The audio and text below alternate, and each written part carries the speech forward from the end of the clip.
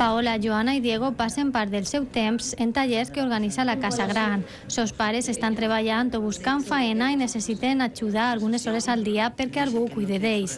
Enguany, esta associació ha atès a 122 famílies de 16 nacionalitats. Els han donat suport psicosocial, assessorament i cursos, entre altres activitats.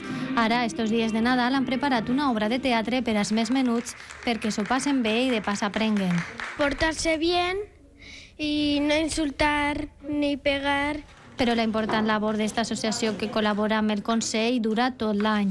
Estos tallers representen la oportunitat d'un respir para les famílies que no tenen temps disponible i que deixen els xiquets para que puguen anar millorant en els seus estudis i, per tant, augmentar les seues competències educatives.